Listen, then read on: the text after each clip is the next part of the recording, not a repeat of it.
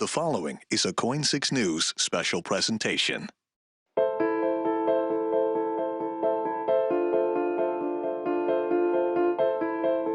Tonight on KOIN 6 Town Hall, dealing with Portland's homeless crisis. People living along streets, sidewalks, parks, stretching from downtown into neighborhoods. I should be able to come home and feel safe.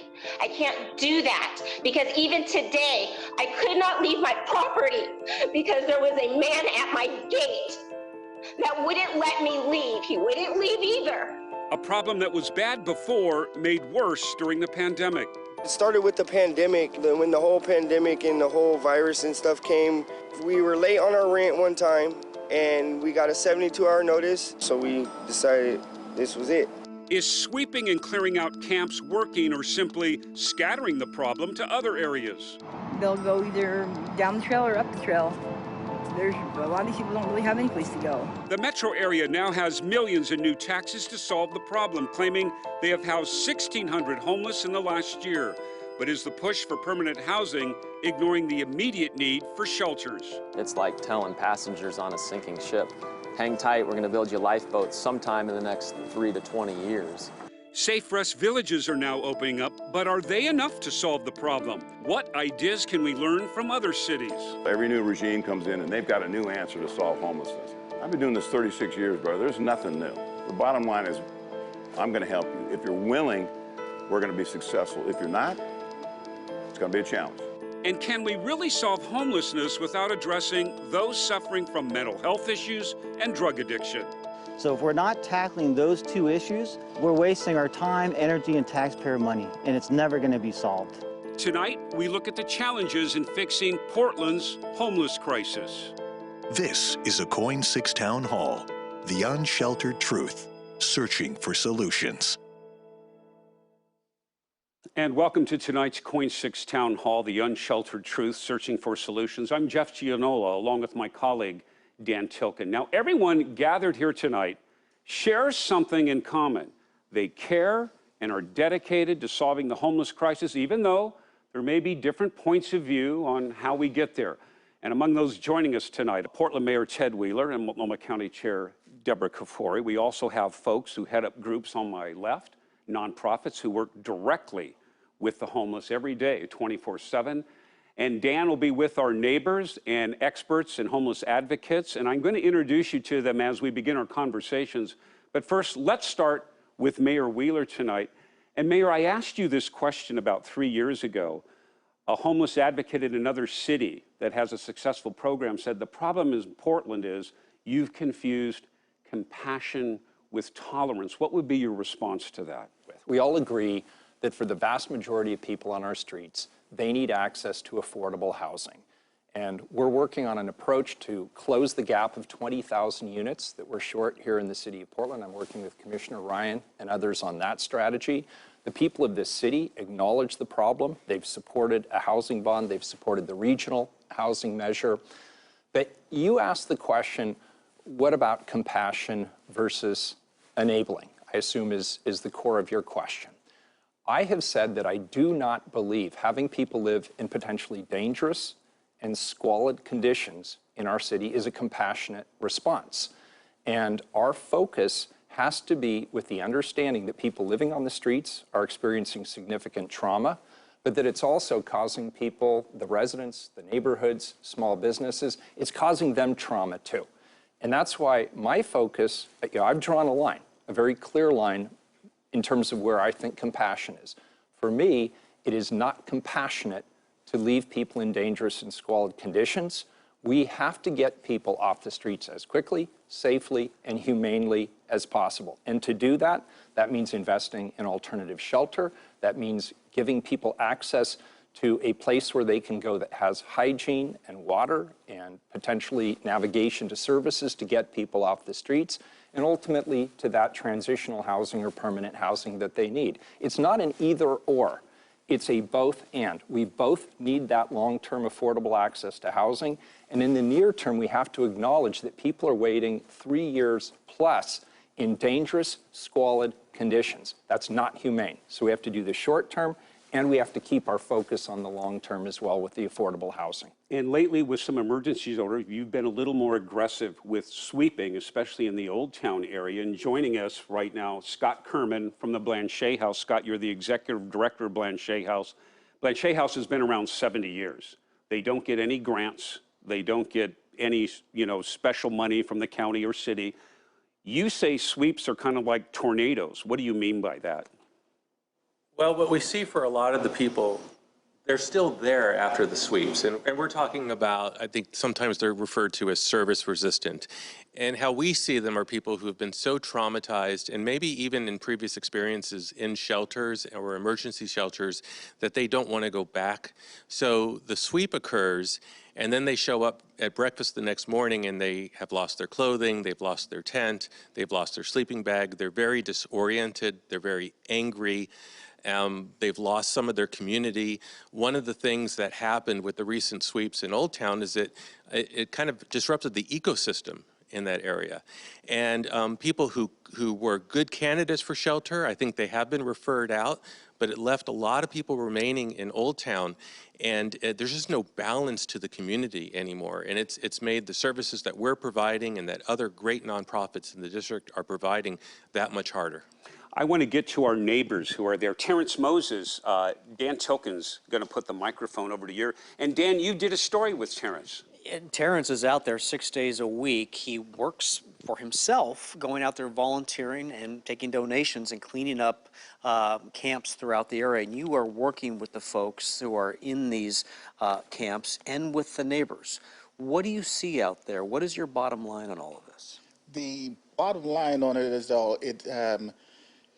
is we're addressing a trash issue. That's what the city is addressing. We're not addressing a human issue.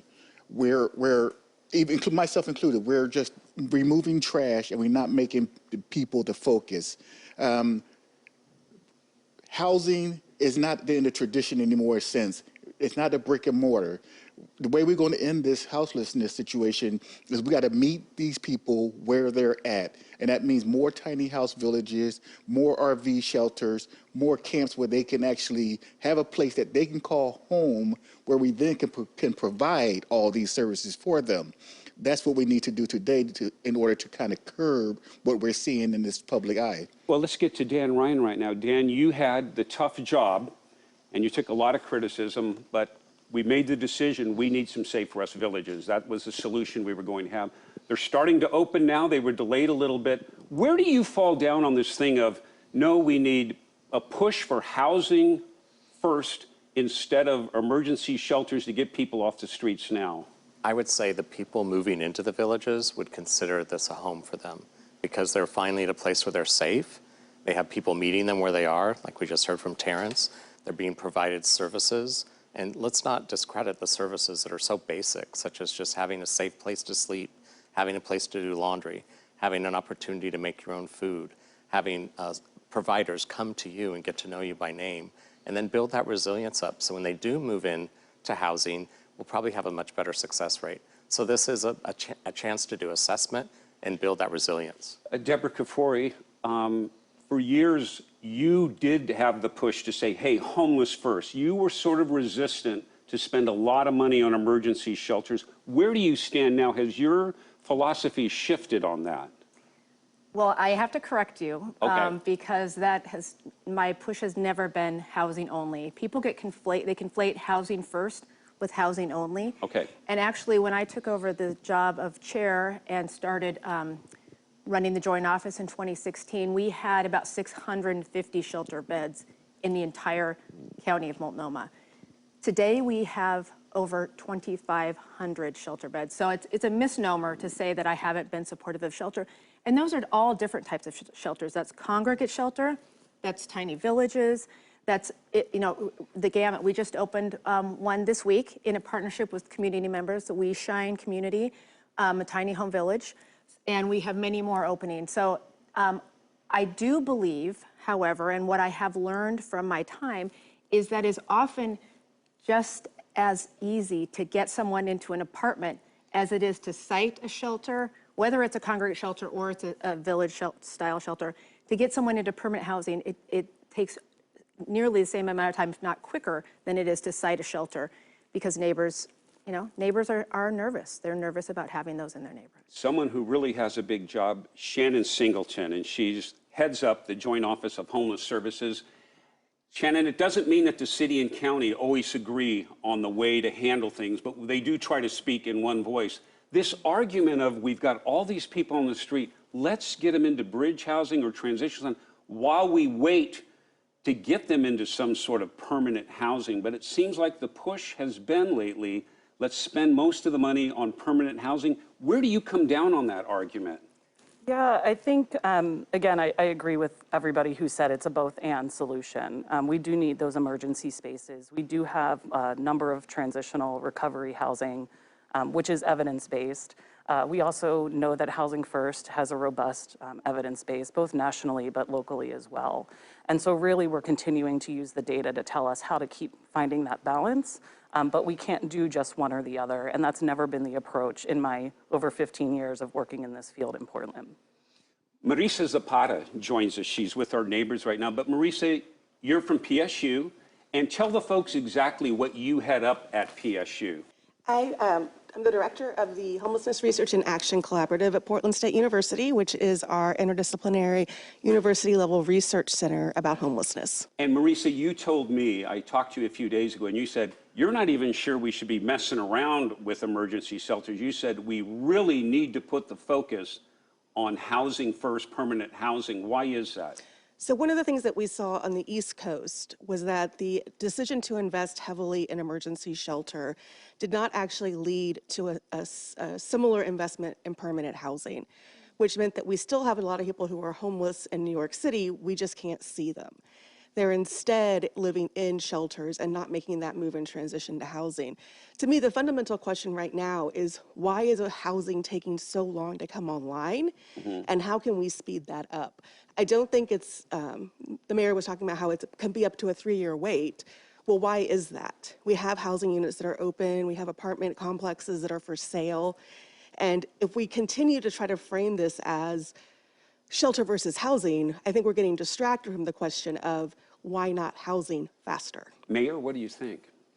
Well, we all agree that we need housing faster, and that's why one of the pushes that we're leading now is to make sure that we have gap financing, make sure we find the locations, make sure we can build and purchase, and we're already doing that through the joint office and through the county. We've been renting hotel rooms, we've been purchasing motels, we've been building through both the regional housing measure as well as the Portland housing measure. But we're getting at a gap that started about 20 years ago, and it's only grown with time. So we have broad acknowledgement now that that gap exists, and we need to address it. But it takes time to site, to plan, and to finance these kinds of projects. And so my point isn't to forget that that's the North Star that we're aiming towards. Yes. My point is that people are dying on the streets today in substandard, squalid, dangerous conditions. And it's impacting the entirety of our city, not just the people who live with this trauma on a daily basis. And so that's why I say it really has to be a both and. There's currently about 350 identified campsites throughout the city of Portland. It's 146 square miles. We need to have a fighting chance of getting services to those people to help them get off the street and help them find that housing.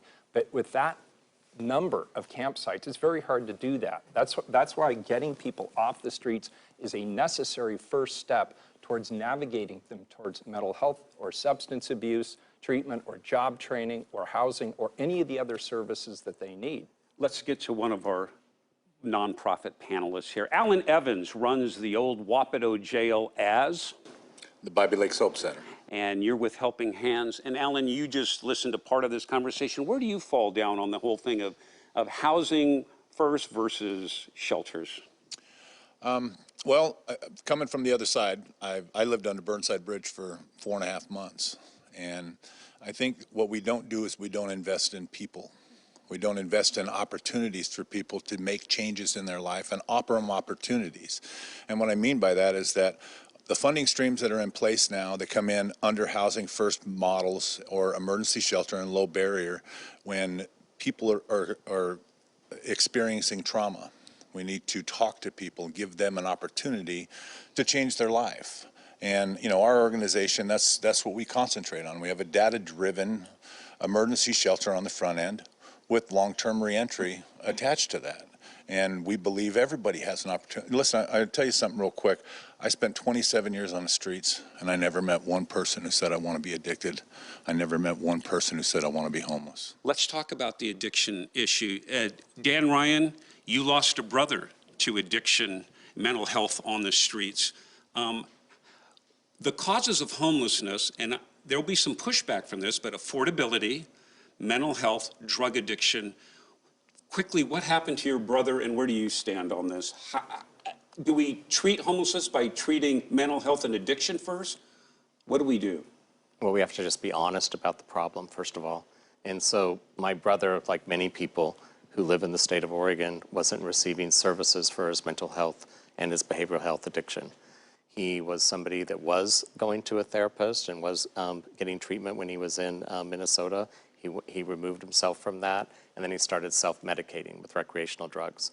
One of the big challenges today in Portland is that the hard drugs, meth and fentanyl, are so dangerous. And all of us, I think, can be honest and say, we don't really know exactly what to do. We're in a crisis. We are in the ER right now, and we have a big, large population that is surviving daily on those drugs. And so with my brother, it was a daily ritual, if you will, just to survive for him was to have the drug. And he would do anything he could to get that drug. And we tried as a family to do intervention. This is a tough state to work with the authorities, if you will. We're very thoughtful of giving a lot of agency to the person who has the mental health illness. So involuntary commitment is the term. There's a House bill that's been in Salem for some time that I think in the gubernatorial debate you'll have to have them discuss that with you. But it's a tough state for a family to do tough love, to do intervention, and then have a place to take them. And I know, Commissioner Kafoury, that we're in the process of building a place right now. Tell us about that. Yes, actually, it's going to open up next month, the Behavioral Health Resource Center in downtown Portland. Yes. This is the first of its kind, especially in our community. It's 4 floors. The first 2 floors are a day center, which is peer-run, which is also evidence-based. People want to feel comfortable around somebody who's been through the experience that they're going through. And we want people to come in. A lot of folks who have a mental health or going through a crisis, they don't want to come inside. They're fearful. They've been traumatized before in a similar situation. So having someone who understands what they're going through to entice them, to have them come in, you know, with sandwiches, with comfortable chairs, laundry facilities, a chance to call your mom. And then the 3rd floor is going to be an emergency overnight shelter specifically for people with behavioral health issues. Often these are the folks who've not made it in any of our other traditional shelter settings, and they're the folks who are acting out on the streets. So now, having that, and then the 4th floor, the top floor, is longer-term temporary housing for people to really recuperate before they get back. And what's the capacity? How many people will be able to handle? When the building's all full, all the 4 floors, it'll be about 210 people. Okay, that's significant. That's significant. I want to get to one of our neighbors. I've done stories with this man before in his neighborhood, Todd Littlefield, right there. Todd, you have told me over and over again, you see it on a daily basis in your front yard. You have for years. You live at Southeast 94th and Pardee in that area. What about the addiction and mental health issues? The mental health and addiction issues are a human crisis, catastrophe. Our neighborhood is being terrorized. It's oppression, it's squalor, it's not right. When I hear housing first, how many homeless do we have in the city? We don't know. What is the cost? And we're talking about a 10, 15, 20-year plan just to house the current homeless that we have.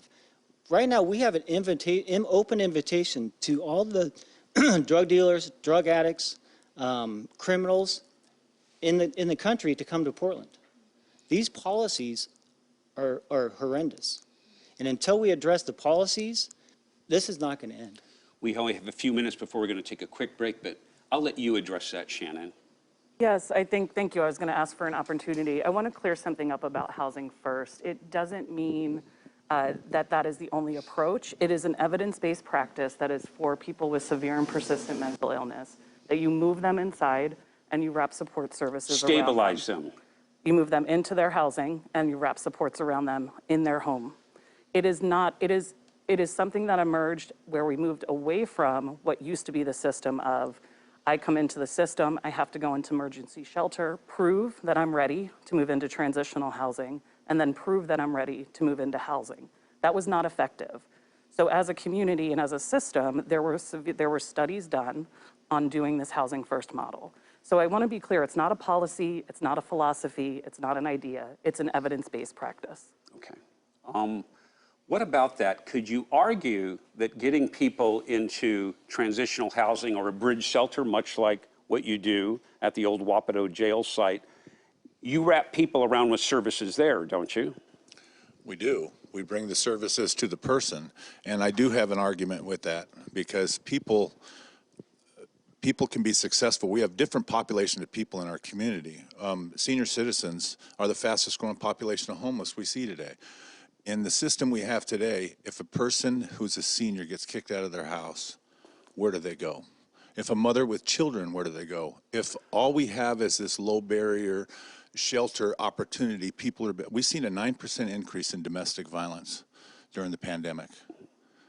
When we get that kind of data, we say it's not just about housing first. We need housing, but we need services too, and we all need support. There's a ton of agencies in this community, some of them have been providing services for 7 years, that has no help from the county and no help from the city.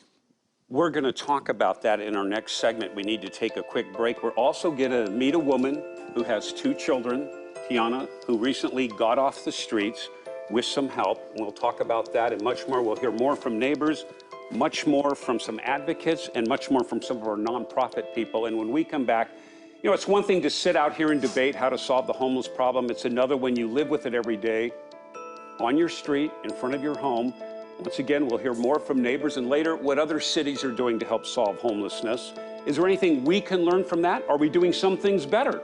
When our KOIN 6 Town Hall, The Unsheltered Truth, returns.